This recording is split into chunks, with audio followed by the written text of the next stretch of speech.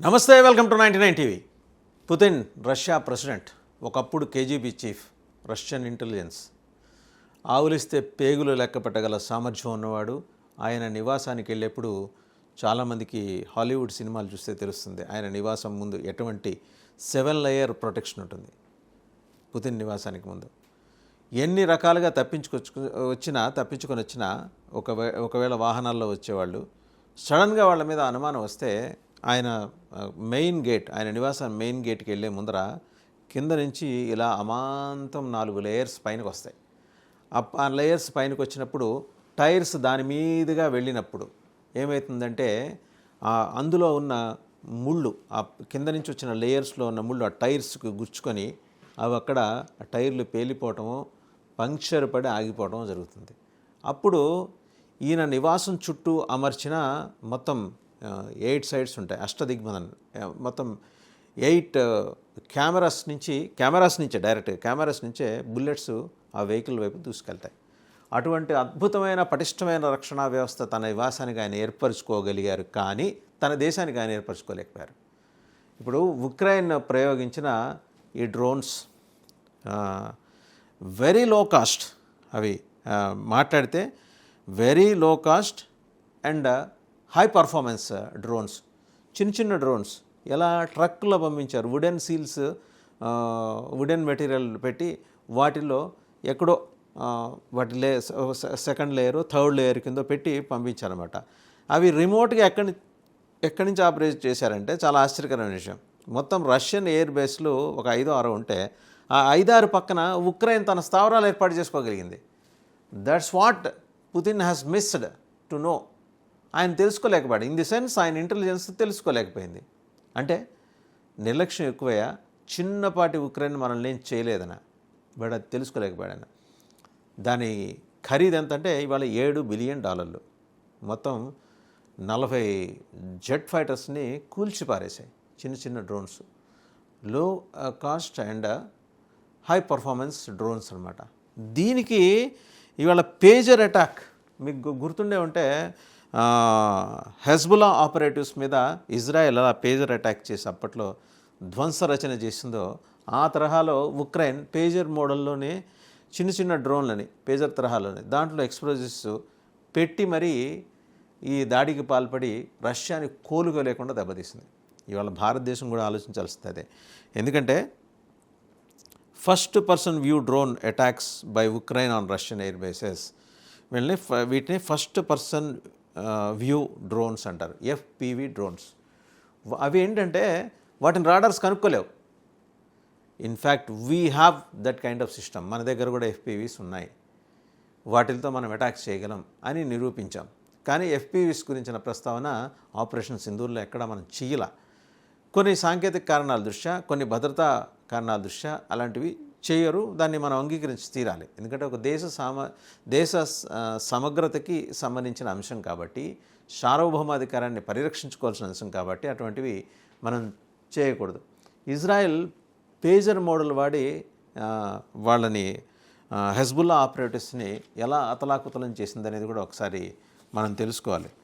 ఏంటంటే pager model గురించి Reuters వార్తా సంస్థ ఒక కథనం అందించింది. దాంట్లో వెపనైజ్డ్ పేజర్స్లో batteries inside the weaponised pagers అనమాట. ఇవన్నీ లెబనాన్లో వచ్చి సృష్టించిన ధ్వంస రచన చూస్తే, Israeli plot to dismantle Hezbollah had powerfully deceptive features and an Achilles heel అని చెప్పేసి వాళ్ళు రైటర్స్ రాసుకుంటూ వచ్చింది. ఇది ఎలా తయారు చేస్తుంది, ఈ పేజెస్ని ఎట్లా తయారు చేసింది ఇజ్రాయెల్? అదే మోడల్లో FPV డ్రోన్స్ని ఉక్రెయిన్ తయారు చేసింది. అంటే చూడండి, టెక్నాలజీ ఏమో ఇజ్రాయెల్ది, మోడల్ మాత్రం ఉక్రెయిన్ది. అండ్ హతాసురాలైంది రష్యా. ప్రెసిడెంట్ పుతిన్నే తెలుసుకోలేకపోయాడంటే ఇంటెలిజెన్స్లో మాస్టర్ మైండ్ ఆయన. ఇజ్రాయెల్ మొస్సాద్తో సరి సమానమైన ఇంటెలిజెన్స్ కలిగిన ఒక వ్యవస్థని, ఒకప్పుడు ఆయన అలాంటి వ్యవస్థకి KGB అని పేరు, ఇప్పుడు పేరు మారింది. ఆ వ్యవస్థకి ఆయన చీఫ్గా చేశారు. ఆయనకి తెలియని విషయాలు కాదు. బట్ ఎక్కడో ఒక చోట అలసత్వం. తన 5 ఎయిర్ బేసుల్లోనూ పక్కనే ఉక్రెయిన్ స్థావరాలు ఏర్పాటు చేసుకొని ఆ డ్రోన్స్ని ఆపరేట్ చేసిందంటే ఎఫ్పివి, ఫస్ట్ పర్సన్ వ్యూ డ్రోన్స్ని. వాటికి ఉన్న లక్షణం ఏంటంటే, వాటికి ఉన్న స్వభావం ఏంటంటే జస్ట్ లైక్ మనకి ఇజ్రాయెల్ పేజర్స్, ఎవరి మీద, హెజ్బుల్లా ఆపరేటివ్స్ మీద ప్రయోగించిన పేజర్స్. ఆ లోపల వాళ్ళు ఉపయోగించిన మెటీరియల్ పూర్తి ఎక్స్ప్లోజివ్. అది ఎలాంటి మెటీరియల్ ఉపయోగించారో ఇక్కడ కూడా similar material they have utilized in FPV, first person view. అవి రాడార్స్కి చిక్కకుండా ఏం చేయాలనే దాని మీద ఉక్రెయిన్కి స్పష్టమైన వ్యూహం. అందుకనే ఆయన చెప్పుకున్నాడు కదా జెలెన్స్కీ, 18 నెలల వ్యూహం ఉంది, ఇవాళ ఓవర్ నైట్ చేసింది కాదు మేము అనేది. రష్యాలోకి వాళ్ళు చొచ్చుకుపోయారు, 5 ఇంపార్టెంట్ ఎయిర్ బేస్ల దగ్గరికి చొచ్చుకుపోయారు. ఆ పక్కనే వాళ్ళు వాళ్ళ ఆఫీసులు తెరుచుకోగలిగారు, లేకపోతే వాళ్ళ కార్యస్థలాలు ఏర్పాటు చేసుకోగలిగారు. అన్నింటికి మించి రష్యా ఇంటెలిజెన్స్ హెడ్ క్వార్టర్స్ పక్కనే వీళ్ళకి ఒక ఆఫీస్ ఓపెన్ చేసుకున్నారు. ఇది కదా pity on the part of Putin. ప్రపంచంలో అత్యంత అద్భుతమైన న్యూక్లియర్ పవర్ అని క్లెయిమ్ చేసుకుంటున్నా, అత్యాధునికమైన ఆయుధాలని మా దగ్గర ఉన్నాయి, గొప్ప సాంకేతిక పరిజ్ఞానం ఉందని క్లెయిమ్ చేసుకుంటున్న పుతిన్ని ఒక చిన్నపాటి చలిచీమ ఎలా కుట్టిందో, ఎలా 5 ఎయిర్ బేస్లు పేల్చేసిందో అనేది best example. First person view drones. దాంట్లో ఈ పేజెస్లో 3 layer sandwich was inserted in a black plastic sleeve and encapsulated in a metal casing roughly the size of a matchbox. The photos showed, అంటే writers రాసింది. అప్పుడు Hezbollah operatives మీద Israel చేసిన దాంట్లో వాళ్ళు పట్టుకున్న pager size just match box అంతే size, లేకపోతే అంతకన్నా కొంచెం పెద్ద సైజ్ ఏమో వీళ్ళు ఉపయోగించిన డ్రోన్స్. ఆ చిన్నపాటి డ్రోన్స్ ఎంత విధ్వంసం సృష్టించాయనేది ఇవాళ ఇక్కడ మనం గమనించాల్సిన అంశం. ఇన్ఫ్యాక్ట్ హెజ్బుల్లాకి పేజర్స్ వచ్చినప్పుడు వాళ్ళు పెద్దగా పట్టించుకోవాలా, అంటే అప్పట్లో దాడి జరిగినప్పుడు వస్తున్నాయి కదా ఏదో దాంట్లో. అప్పట్లో పేజర్స్ యూసేజ్, మొబైల్స్ రాకముందు పేజర్స్ ద్వారా కమ్యూనికేషన్ ఉండేది. ఇప్పటికీ కొన్ని దేశాల్లో పేజర్స్ కమ్యూనికేషన్ ఉంది. సో లెబనాన్ అది పెద్దగా పట్టించుకోవాలా, పేజర్స్ వస్తే ఏవో పేజర్సే కదా అని, టెక్నాలజీ వాడుకుందా కదని. ఎట్లా అంటే బ్యాటరీ ప్యాక్ తోటి దాన్ని తయారు చేయటం వల్ల ఒక స్పార్క్ తోటి మొత్తం బ్లాస్ట్ చేసే విధంగా వాటిని తయారు చేశారు అప్పట్లో. అలాగే ఇది రిమోట్లో. ఇక్కడ ఇంకా బ్యూటీ ఆఫ్ ఎఫ్పివి ఏంటంటే, ఫస్ట్ పర్సన్ వ్యూ డ్రోన్స్ ఏంటంటే, ఈ డ్రోన్స్ను ఆపరేట్ చేయడానికి నియర్ బై ప్లేస్లో నుంచి ఆపరేట్ చేసే టెక్నీషియన్, ఆ బాంబు బ్లాస్ట్, ఆ డ్రోన్స్ను బ్లాస్ట్ చేయగల టెక్నీషియన్ ఏంటంటే హీ కుడ్ సీ ఎగ్జాక్ట్గా అది ఏ లొకేషన్లో ఉంది. తన కెమెరా, తన ఫ్రంట్ ఉన్న కెమెరాలో చూడగలడు ఎగ్జాక్ట్ లొకేషన్లో ఉందా, టార్గెట్ని ప్రాపర్గా ఎయిమ్ చేసే ఉందా, ఏమైనా సెంటీమీటర్ టు మిల్లీమీటర్ డీవియేషన్స్ అట్లనే ఉన్నాయి. యాక్యురసీ పాయింట్ ఆఫ్ వ్యూలో కూడా ఎఫ్పివిస్ అద్భుతంగా పనిచేసినాయి. అండ్ అన్నింటికి మించి యుక్రెయిన్ యూస్ చేసిన టెక్నాలజీ ఏంటంటే, అవి రాడార్కి చిక్కకుండా, ఏ రాడార్కి చిక్కకుండా వాళ్ళ ఎయిర్ డిఫెన్స్ సిస్టమ్, అద్భుతమైన air defence system Russia has. But Ukraine కూడా ఒకప్పుడు యుఎస్ఎస్ఆర్లో భాగమే కదా, వాళ్ళకి కూడా టెక్నాలజికల్ ఎక్స్పర్ట్స్ ఉన్నారు. వాళ్ళు ఇజ్రాయెల్ నుంచి సాంకేతిక సహకారాన్ని అందుకున్న వాళ్ళే ఒకప్పుడు. అండ్ అన్నింటికి మించి వెనకాల అమెరికా ఉంది. So these are the key points అండి.